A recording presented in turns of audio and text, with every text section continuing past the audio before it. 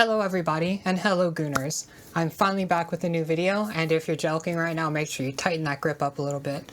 So today we're going to do a fun video, and I want to teach you how to make synthwave bass, and specifically I want to take a more modern approach to the sound design that is going to be still right within, to me, what makes synthwave really fun and special, but a modern twist. Not only are you going to get knowledge on how to make a really cool bass sound in this video, but you're also going to get a ton of information about fundamental knowledge of sound design, especially with bass.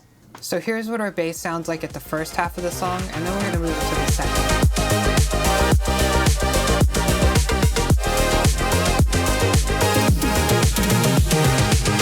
Next, I want to show you how it sounds further in the song, because we actually make some pretty important changes throughout the development of the whole arrangement.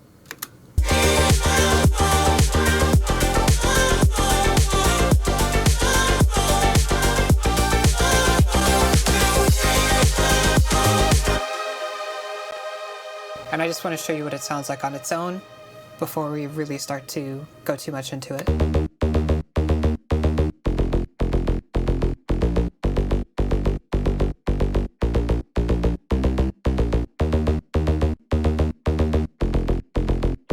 And another thing, there's actually a layer underneath this which I borrowed from Color Bass, and I'll show you that in a little bit.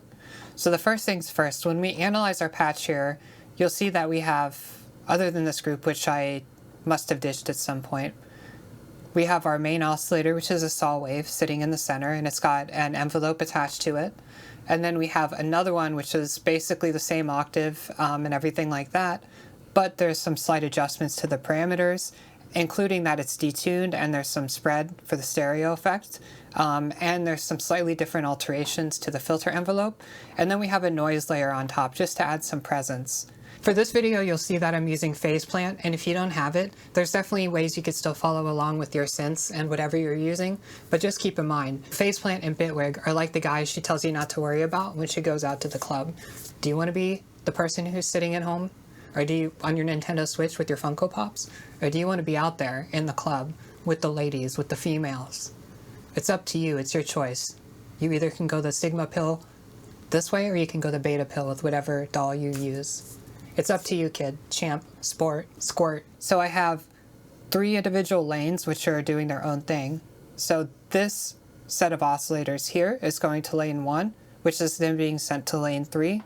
And this group here, as well as the one below it, oh, actually, no.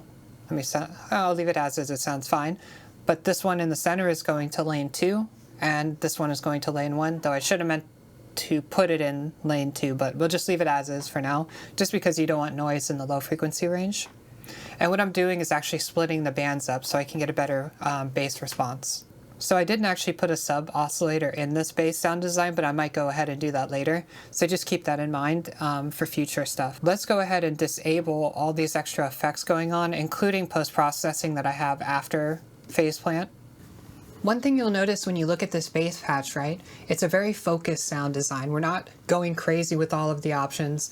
We're not taking a bunch of different bass sounds and layering them together like so many of you do, especially synthwave producers. You think, oh, if I get a bunch of diva patches and I just layer them up on top of each other, it's going to sound great. No, the reality is it's cringe and soy, and if you want to do something a bit better and more based and sound design pilled, actually, it's really the small details and the little things you do that compound over the song arrangement that make it more interesting. So when we think about a mix and a bass that sounds huge, it's actually the juxtaposition between the focused sound of the bass and the drums and also the rest of the mix. So it's not only the sound design, but the chords and the composition and arrangement that will help dictate a bigger, more all-encompassing sound. So when you're thinking about things, don't just do everything haphazardly, like the way you voice your chords, the tonality of the sounds you use on top of your bass in conjunction with your bass are all going to have a huge impact on the final, result of your song and your sound. This bass sound here, I'm just going to play the saw sound.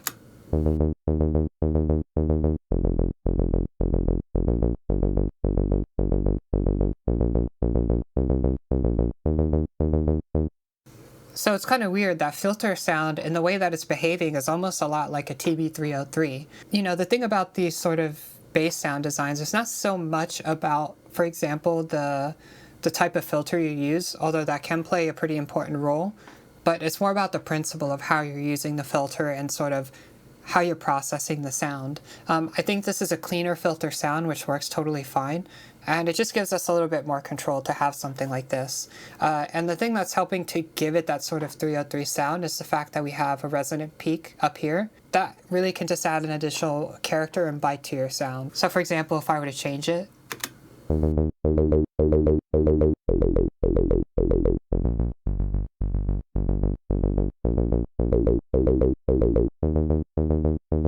another thing that's key to sound design in general is understanding subtlety. When you hear this bass in context of the song, it's really interesting that it sounds much bigger and more substantive than it is necessarily within the sound soloed by itself.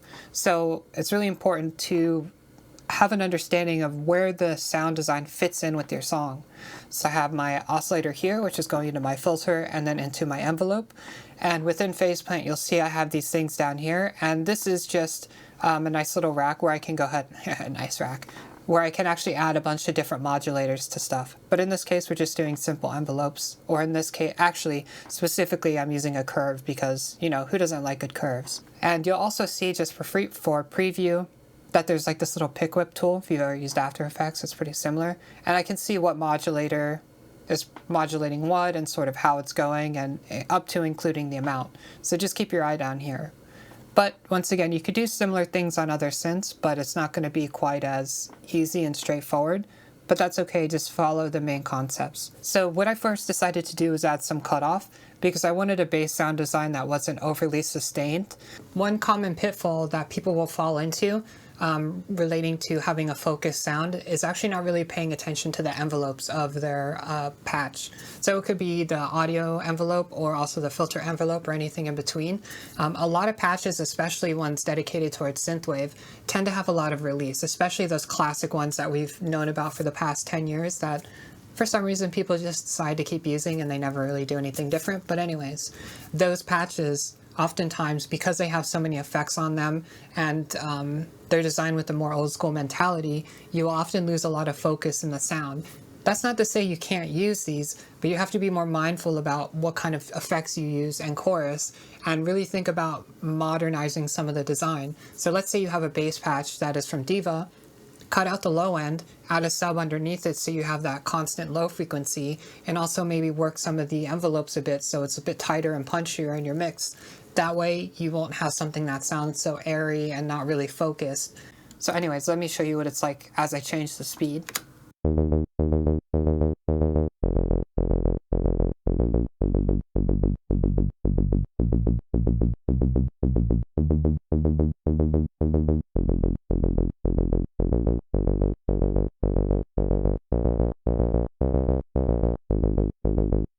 Right, we lose all of that focus that sort of gives our song that punch and presence. So the next thing I want to do is actually show you the effects routing that I have here. And the first thing I'm doing is running it through a Saturator, which is essentially like a fuzz distortion. And it's a really nice module that PhasePlant has. But you could probably do something kind of similar with the fuzz distortion emulation, or potentially by, if you have something like this, like a shaper table or something to that degree, you could probably get a similar effect. So I actually have modulators affecting the drive and the fuzz, but let me show you what it sounds like before and after.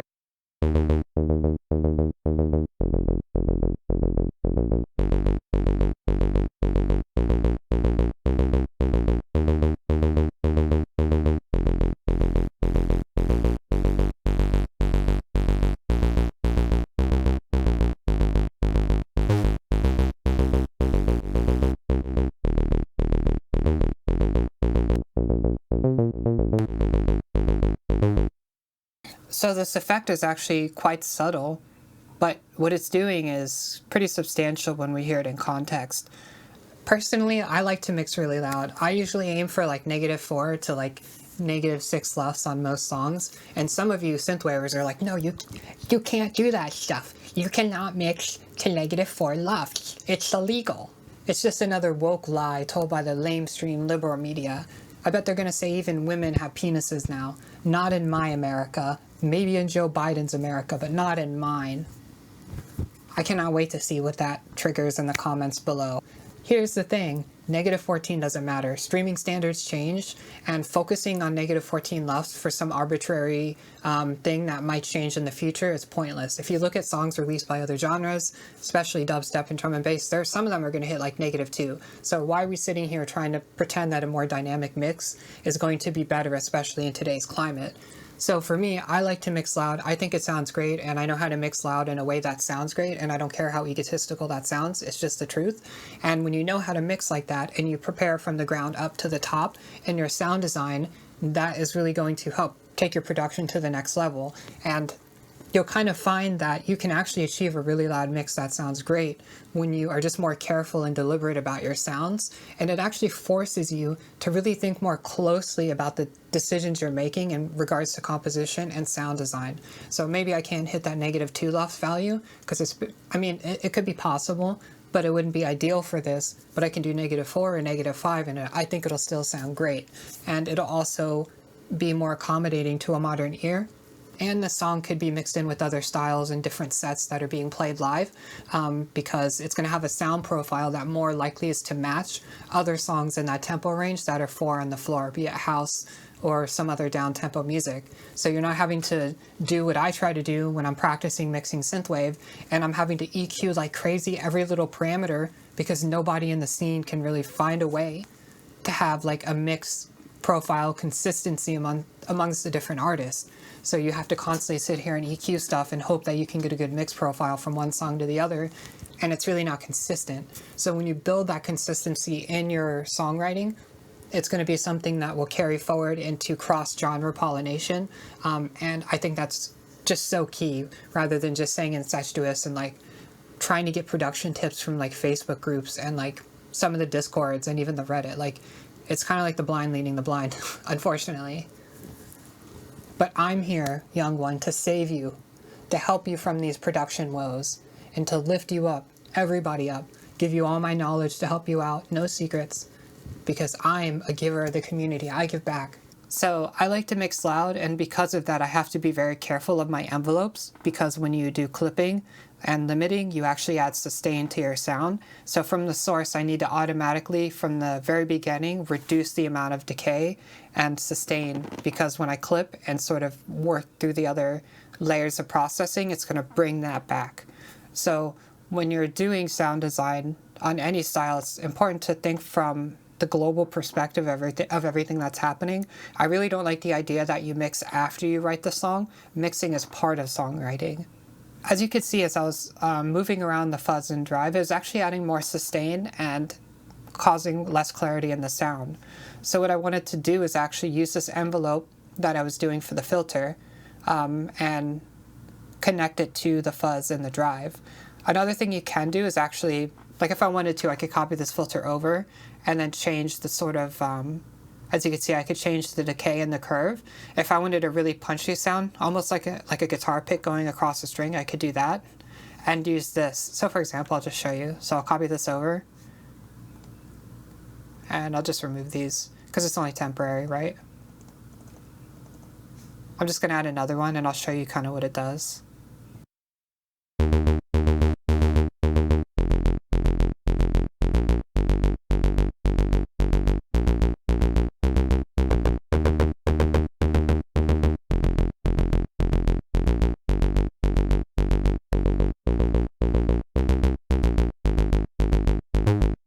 So we could have a separate instance if we wanted to. That would give the bass sound a bit more bite by adding a short decay on this curve adjustment, which could be a simple envelope in a different synthesizer. But by doing that, we get more focus, and that extra fuzz and grit just gives us, you know, a bit more of an interesting sound if you wanted to go with that. But for now, I'll turn it off. And the next thing I'm going into is a distortion module. And this is just a standard overdrive distortion that's going to behave harmonically in the way that an overdrive distortion would. So I have a separate curve, like I just showed earlier, on this that behaves slightly different than the saturator. Because what I really want to get more than anything is the combination of the harmonics from the drive and the fuzz with this envelope. And then I want to gain the overall harmonics produced with some sustain on the envelope that follows after, and when you do it, you get this result.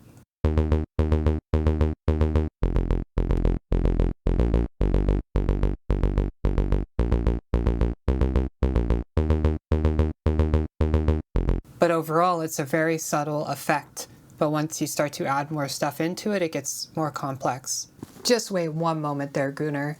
If you're enjoying this video, feel free to comment down below, let me know your thoughts. I'm sure it's going to get a little spicy. Subscribe to my channel so you can see updates that are going on. And also, share it to some people you think are interesting. If you, for whatever reason, share it. Just let the people know, spread the word. And finally, if you really want to support me and if you want to reach, I often talk about the alpha tier, but really the sigma is where it's at. The sigma is the new alpha. Alpha is out, sigma is in.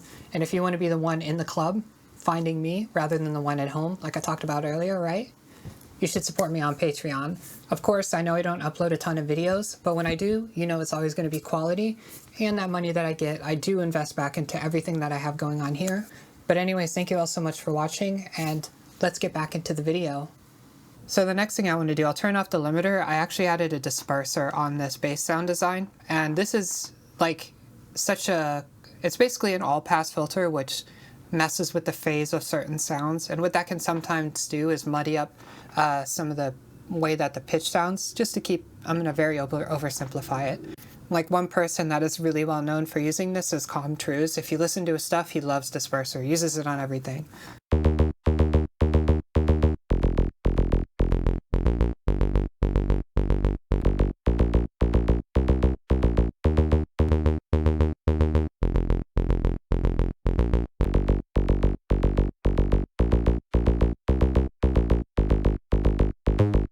And what you'll probably immediately notice is that it almost has this like laser-like effect on the sound. And without getting too technical into it, that's really kind of what I was going for. And we could even adjust the position of it, and it'll have pretty drastic effects on the sound.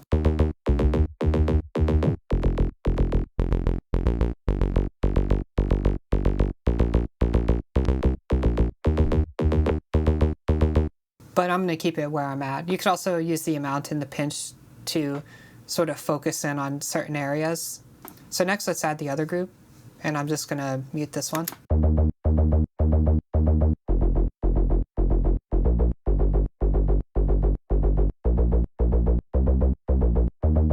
So two things that are really interesting, right? This bass is mono, and it's focused in the center and the top. And the second one is based mostly on the sides, and it's stereo.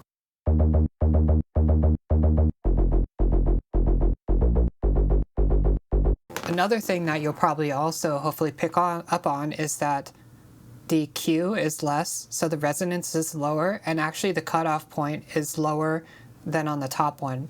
So the amount of envelope applied to this outer section is less than the inner. And what that does is it emphasizes the center part more. So basically what's going on is the center is really what is focused on the listener's ear, and these are being pushed out to the side in the second part to just sort of create a stereo field, but without causing too much focus. So we turn on lane 2, and once again I have an envelope being applied to the fuzz and the drive.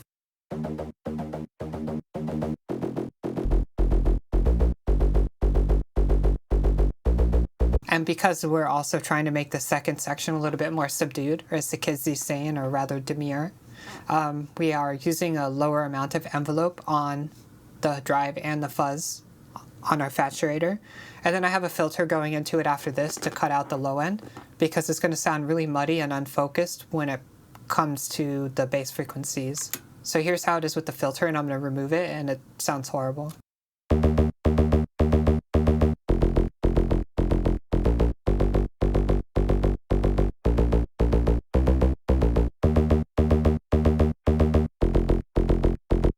You can think of these other voices as sitting on the side, but not getting in the way of the main one, right? Because these are supporting actors and this is the main role. So why are we going to have this get in the way of this?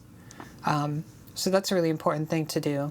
And also to make sure you get that cutoff where you're only trying to let, for the most part, that fundamental through for the other sound design. And finally, we have a chorus on top of that.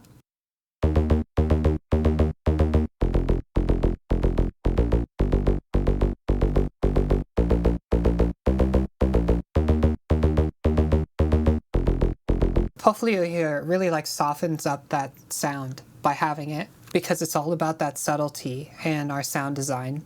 And then finally I have a little noise layer.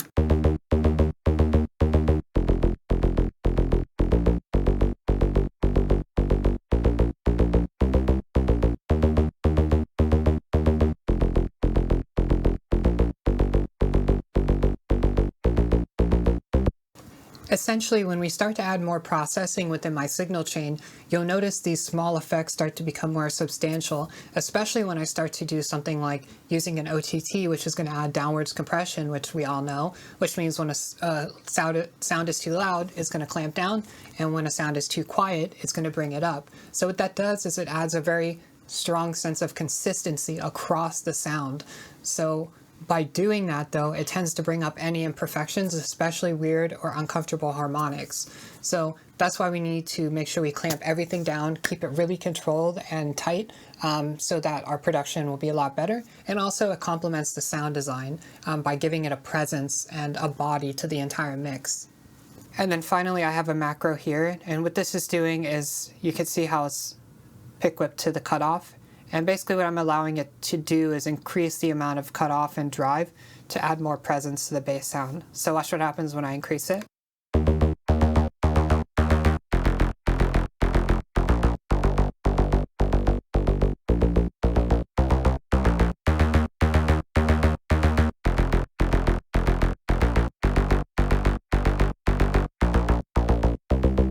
So I think this sounds really cool, and to me it sounds like Synthwave 100%. It's got a lot of the elements of Synthwave, it's got a driving sort of bass sound, it's got oscillators that are detuned to give it a wide depth of sound for the soundstage, and it has effects like chorus on it, which would be very common in the 80s to throw on top of this. So we have a very 80s sort of sound going on here.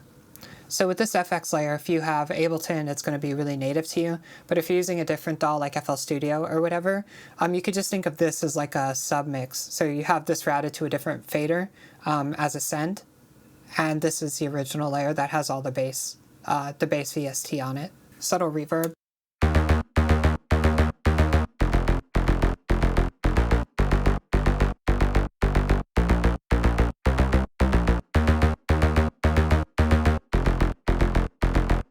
Just because I wanted to give it a sense of space. And we don't need to get too much into this. Like, you could use Valhalla Room Reverb if you wanted to. I may end up putting that on here instead because it's lower CPU use. But yeah, that's all I'm really doing is just I have this reverb here. Low decay on the sound, much brighter sort of character. But really it's a focused reverb for focused sound design.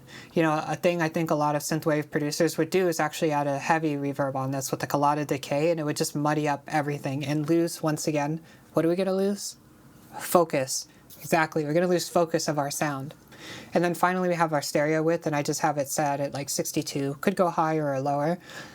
But essentially we really don't want it to be too wide because we want to keep our bass sound design much more controlled.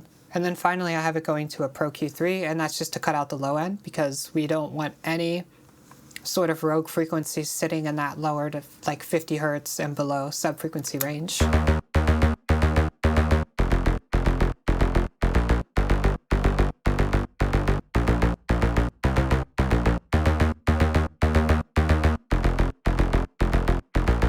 Next I have it going into a filter, which is really not that important, just because it's being used at the beginning of the song to essentially filter the bass in.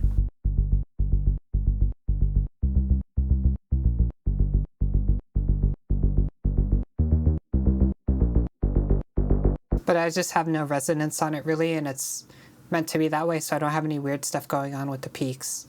Then next I have it going to an MOTT, but you can also just use a normal OTT. Just in this case, I reached for the MOTT, but listen to what it does.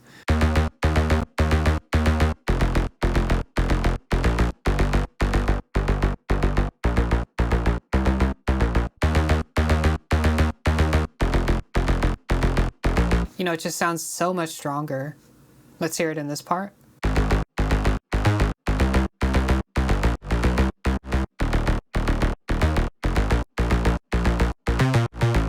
So I haven't actually put a Pro Q on there to EQ the final little bit out. I just want to get the song like as done as possible while I work on other songs for this music release. But anyways, you can see we have it split into 3 bands, and I have one here controlling the sub bass. This one is controlling the mid, and we have the third one controlling the top. If you don't know much about what this is, I'll keep it really brief, but you have downwards compression, which is what many of you know. If something gets too loud, you reduce the volume. And then you have upwards expansion, which is the opposite, where when a sound gets to a certain threshold of quietness, it'll turn that volume up. And what we're essentially wanting to do with this is to create an even, controlled sound where we have less variables and less stuff going on that could mess with the consistency of our audio. And as you can see here, I have the bass a little bit higher because in this case, I felt like the low end wasn't quite enough for what I was going for. And I have the top end higher and the mid end kind of scooped. And the reason for that is when you look at modern production, especially electronic music, there's almost like this dip towards the mid frequencies. We have like a lot of presence in the low mid band, and then a lot of presence in the higher. Essentially what we're doing is creating a dip in that 200 to 500 hertz area, and this is a part of the frequency spectrum for our hearing that is very muddy. I could get into it for psychoacoustic reasons, and we could talk about like the Fletcher-Munson curve and all that. Ladies love when I talk about the Fletcher-Munson curve. It's actually worked. But anyways, talking about that kind of stuff is great. But what's really important, I just want to get the key thing down, is that when we listen to modern electronic music especially, the mix profile tends to be much more of a dip in this area. And by doing that, it creates such a clean mix across many genres. I love a lot of bass music too. So dubstep and drum and bass are going to have, in some ways, very similar profiles in that area. And they sound so great on louder systems too, because there's a conscientiousness about this part of the frequency spectrum. So not only in your bass sound design, but in other parts of the mix, this is key. But when we do it in the bass sound, you can hear how much of an effect it has on the overall profile and how it slots into the mix much better. So we're really using like a sandwiched in layered approach to our sound design that will get us a better result in the end. Our ears, for various psychoacoustic reasons, which I won't get into, makes things sound much more clear and focused, especially in that 100 to 300 range where there's a lot of mud. So with our bass, if you'll notice, I'm emphasizing the frequencies that add the most to the sound and less to the ones that add a little to the sound. So I'm overall turning the volume of these bands up, but there's downwards compression and upwards expansion on them.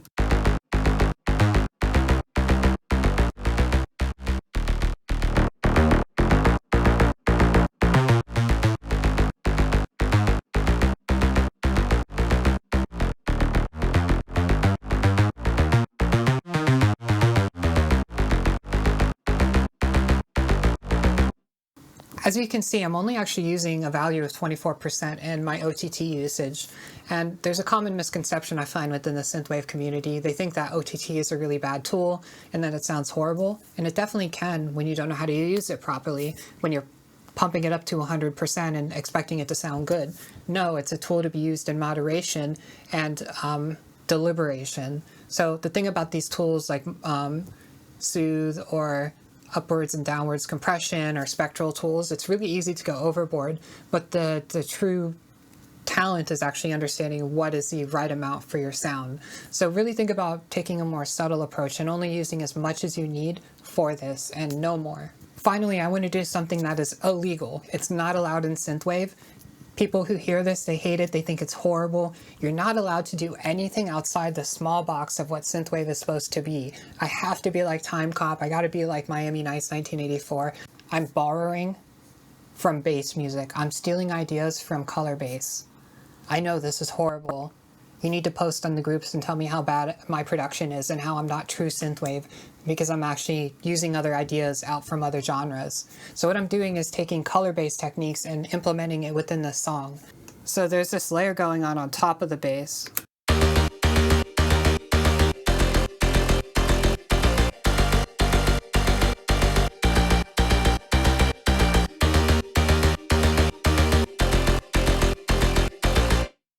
So essentially what I have here is a sawtooth waveform that is going to play the chords underneath. So what's going on here is I have this audio receiver module in Bitwig. Other things you might be using is just having this on its own mixer track and receiving it as a send or something like that.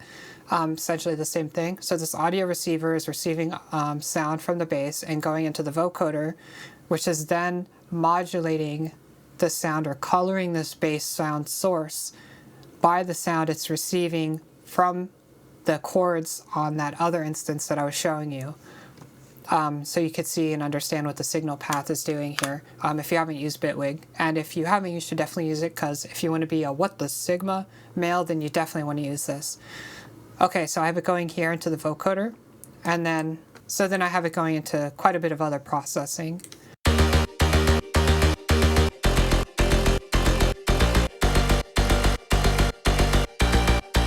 And you can see I'm using 32 bands. I'm using a bit more of a narrow sort of band frequency. So it's actually a steeper roll-off, and that just gives us a bit more of a focused sound with the resonances.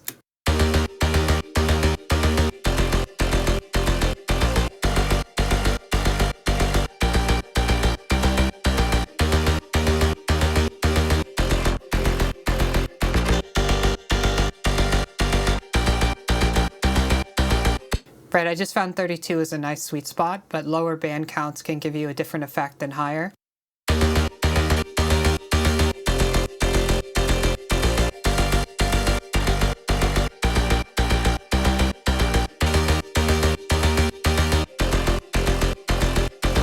With this gentler slope, it just essentially includes a bit more of the roll-off, which adds additional harmonics to each band.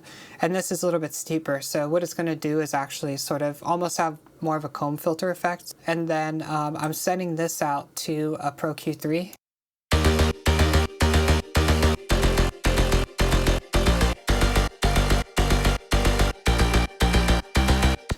And that's essentially just adding a bit more top end to it. And when I finalize the mixing, there's definitely going to be more going on. Definitely going to be adding soothe and other things to help keep everything in control. But I thought that was fine for then. I was trying to quickly get the song done when I made it. And then I have it going into kilohertz distortion. I don't know why I just didn't add a saturator from Bitwig. But anyways.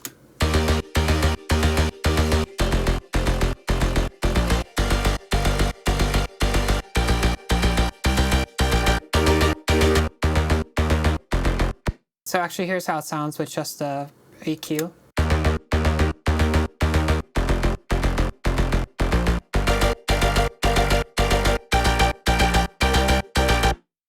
So that distortion really gives a lot of bite. And then I have a chorus to give it some stereo spread.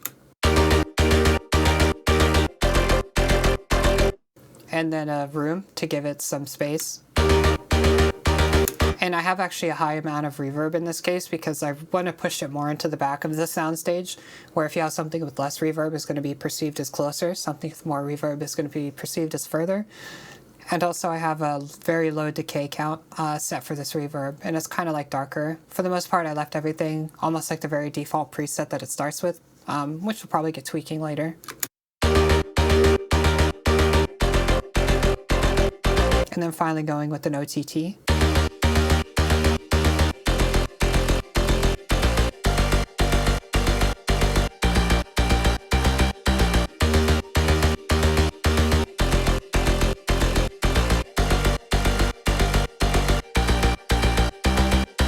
Right, but what I hope this is showing you, like, the amount of possibilities we can have.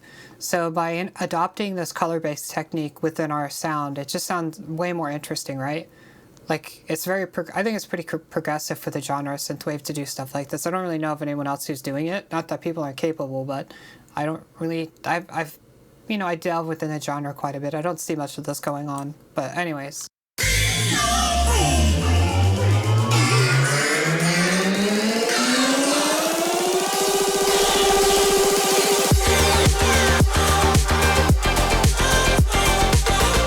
Okay, so that's going to conclude the video.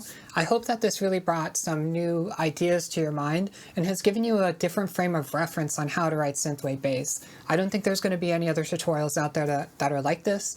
I want to make stuff that is really beyond what other people are making in the scene, not only as an artist, but I also want to do that as someone who does production. Why not take these modern sound palettes and incorporate them into our 80s lexicon and sort of move some more interesting ideas into the style and bring some freshness back into the genre. Anyways, thank you all so much for watching, and I'll see you in the next video.